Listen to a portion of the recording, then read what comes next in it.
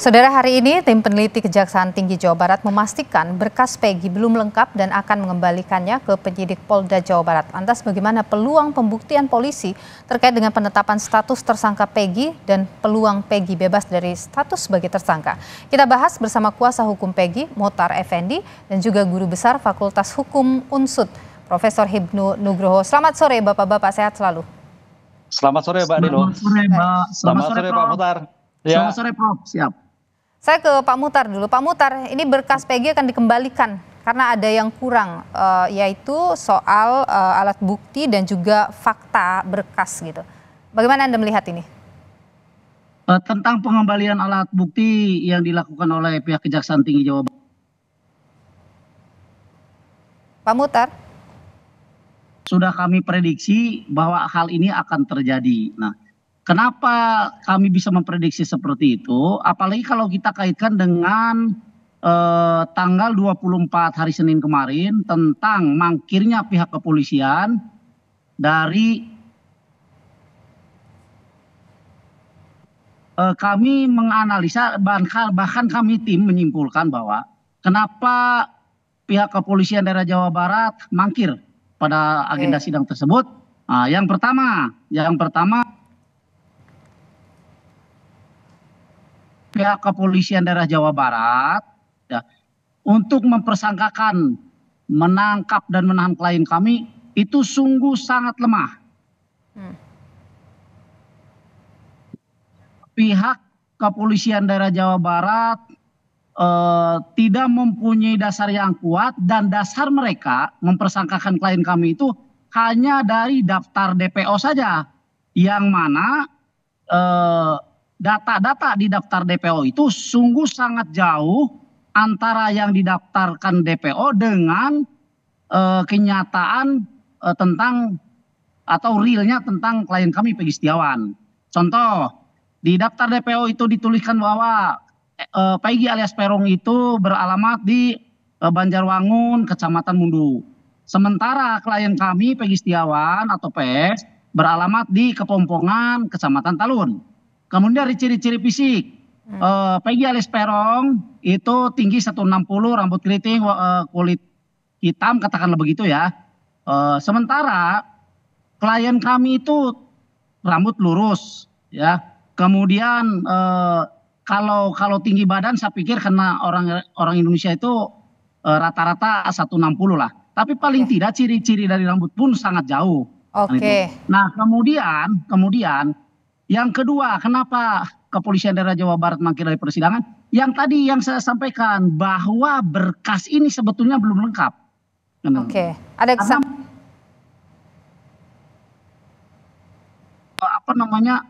bukti-bukti yang akan dikemukakan nanti pada saat sidang pra-peradilan. Nah, baik. Gitu. Nah, siap. Baik, saya tahan di sana Pak Mutar. Saya ke Prof Hibnu. Prof Hibnu, kalau keterangan dari Kajati itu bahwa berkas itu terdapat kekurangan yang sifatnya material dan formil terkait alat bukti dan fakta berkas, masih ada yang belum memenuhi unsur. Apa yang bisa Anda analisa kira-kira kekurangan seperti apa yang terjadi di sini, Prof Hibnu? Ya, gini Mbak, dalam hukum acara pidana kita ini ada namanya asas diferensiasi fungsional.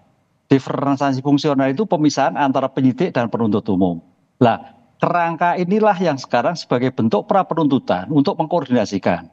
Sekarang pertanyaannya, kenapa Kajati Jawa Barat membalikan? Karena memang setelah dibawa oleh penuntut umum, syarat formil dan syarat material. Syarat formil itu adalah mengenai identitas, Mbak. Tadi betul, Peggy itu Peggy siapa? Namanya siapa? Alamatnya di mana? Umurnya berapa?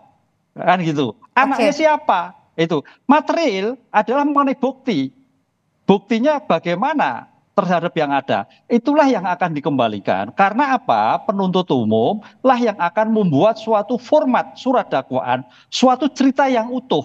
Baik subjek orangnya maupun objek perkaranya. Sehingga jangan sampai jalur pikiran itu melompat. Identitasnya fiktif seperti kemarin. Itulah yang sangat hati-hati kepada kejaksaan untuk mengembalikan baik syarat formil material harus dipenuhi seperti keinginan dari penuntut umum. Kalau Anda tadi menyebut soal ketika kita bicara soal fakta berkas itu misalnya formil itu soal identitas sebagainya, mungkin ada ketidakcocokan begitu yang kira-kira Anda analisa? Ya, karena ini kan DPO, Mbak. Pertanyaannya DPO itu kan karena DPO pada waktu itu kan fiktif. Lah sekarang ketemu. Kan gitu Mbak. Lah DPO fiktif yang sekarang ketemu itu Peggy itu seperti apa? Alamatnya di mana? Tadi penasihat hukum alamatnya berbeda-beda. Kan gitu kan. Kemudian umurnya juga demikian juga. Sekolahnya di mana? Itu mengenai syarat formil. Syarat formil itu identitas. Karena DPO-nya. Lah syarat materialnya terkait dengan pembunuhan. Posisinya ada di mana sih yang bersangkutan? Kalau memang ada di Cirebon, ada di sebelah mana? Perannya apa?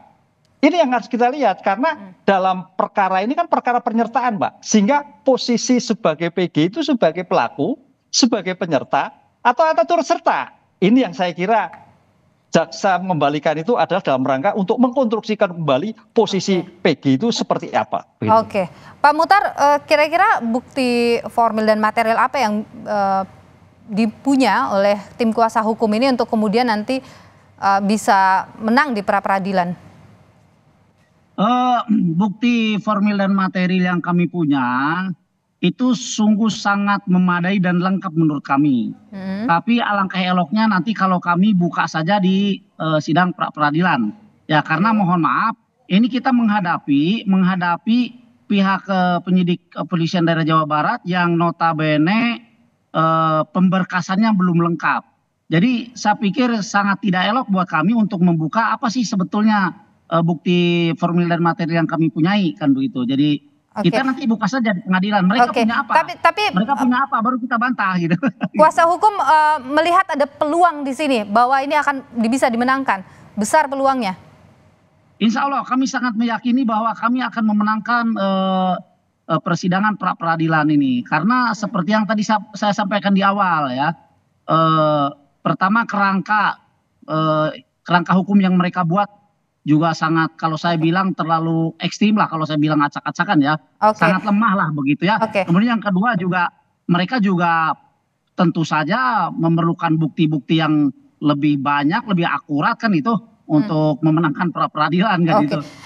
Tapi Pak Muhtar begini, kan sekarang lagi P19 ini berkasnya di Kajati. Apakah itu juga jadi salah satu celah di mana kemudian kuasa hukum merasa ini akan bisa memenangkan pra-peradilannya? Salah satunya memang demikian, Mbak. Salah satunya memang demikian. Karena apa? Karena jauh-jauh hari saya sudah sampaikan, walaupun berkasnya sudah dilimpahkan ke kejaksaan, belum tentu berkas itu dinilai lengkap dan sempurna oleh kejaksaan. Karena kejaksaan harus memeriksa kembali kan itu. Nah, terbukti hari ini ada informasi bahwa berkas yang dilimpahkan oleh pihak penyidik kepolisian daerah Jawa Barat itu dikembalikan oleh pihak kejaksaan. Artinya berkas itu belum lengkap. Nah, salah satu kelengkapan daripada pemberkasan adalah adanya bukti secara formil dan material. Gitu. Oke, baik. Prof. Hibnu, kalau Anda melihat ya, ketika ini sudah P19 tentu kan harus diperbaiki. Ini harus bagaimana ini polisi untuk kemudian membuat nanti berkasnya benar-benar lengkap begitu, tidak ada lagi pertanyaan dari kejaksaan? Ya, sebagai ruang komunikasi antara penyidik dan penuntut umum dalam rangka mempertahankan di persidangan, penyidik wajib mengikuti petunjuk arahan yang dilakukan oleh kejaksaan. Karena nantilah akan dilakukan. Seandainya nanti penyidik kok belum bisa melengkapi, yang akan dikembalikan. Dikembalikan sampai kapan? Ya sampai penuntut umum menerima berkas yang seperti yang diinginkan, utuh. Syarat formilnya juga utuh, syarat materialnya utuh. Sehingga siap dibuat sebagai bentuk surat dakwaan di persidangan. Itu ada batas waktunya kah Pak, Prof? Ya, dalam hal ini tidak ada batas waktunya. Tapi batas waktunya adalah penahanan. Jadi penahanan ini akan bekerja sehingga seandainya nanti penyidik belum cukup melengkapi, sedangkan penahanan di Polda sudah habis, maka PG harus dikeluarkan demi hukum.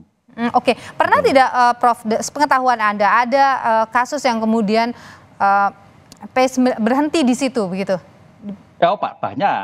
Banyak, Mbak. Karena inilah yang perlu dilakukan karena perkara itu tidak mampu untuk dipersidangkan. Banyak. Sehingga kalau dipaksakan, ya seperti kemarin nantinya. Itulah hati-hatinya sekarang dalam konteks criminal justice system, kuncinya jaksa sebagai asas dominus litis pemegang perkara harus betul-betul sebagai filter. Apakah perkara ini mampu disidangkan atau tidak disidangkan. Oke. Melihat subjek yang DPO tadi. Ketika ini sudah di P19 begitu dikembalikan, artinya apakah Anda menilai memang polisi menjawab ya apa yang kemudian diasumsikan oleh publik, terburu-buru begitu menyerahkan berkas ini ke kejaksaan? Ya, penyidik kan fungsinya mengumpulkan barang bukti, keterangan saksi dan sebagainya. Ya tidak terburu-buru, tapi sekarang ini sebagai asas cepat diserahkan. Karena jangan sampai juga tidak diserahkan, ini suatu yang sangat keliru. Sehingga dengan diserahkan pada penuntut umum sekarang diperbaiki, itu suatu langkah bagus. Artinya kesempatan penyidik untuk memperbaiki seperti keinginan petunjuk kejaksaan sehingga mampu disiapkan di sidang di persidangan. Oke, baik. Terima kasih Profesor Hibnu, Guru Besar dari Unsud, dan juga Muhtar Effendi, Kuasa Hukum dari Peggy Setiawan, sudah berbagi pandangan di Kompas Petang.